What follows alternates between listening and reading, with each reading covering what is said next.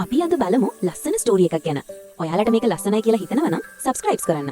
දත් නැති ඇත් පැටියා සහ විහිළුකාර කෙසෙල් ගෙඩිය. එකමත් එක කැලෑවක පොඩ්ඩා කියන හරිම කෑමට ආස පුංචි ඇත් පැටියෙක් හිටියා.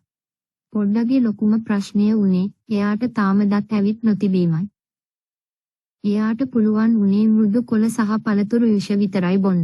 දවසක් පොඩ්ඩා දැක්ක අහල පහල ඉන්න වඳුරා මාමා හරිම ලොකු කෙසෙල් කැනක් උස්සගෙන යනවා. පොඩ්ඩට කෙසෙල් කියන්නේ ලෝකයේ තියෙන රසම කෑම.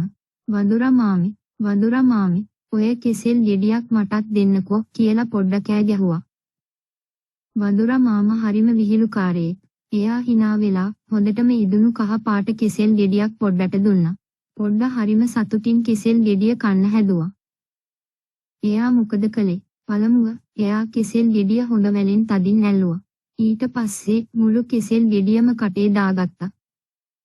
හැබැයි එයාට දත් තිබුණේ නැති නිසා කෙසෙල් ගෙඩිය හපන්න බැරි වුණා. පොඩ්ඩක් කෙසෙල් ගෙඩිය කටේ තියන් හයෙන් හපන්න බෑ කියලා කියන්න හැදුවා. එතකොට උනේ පුදුම දෙයක්. තදින් ඉදුණු කෙසෙල් ගෙඩිය පොඩ්ඩගේ කට ඇතුලේදී ස්ලිප් වෙලා පිටිපස්සේ පැත්තෙන් පොඩ්ඩගේ කන ළඟින් එළියට පැන්නා. කෙසෙල් ගෙඩිය පොඩ්ඩගේ කන ළඟට ඇවිත් එයාට විහිළු කරලා ආයෙත් කැලේට දෙව්වා වගේ වුණා. වඳුරා මාමා මේක දැකලා හයෙන් hina වුණා.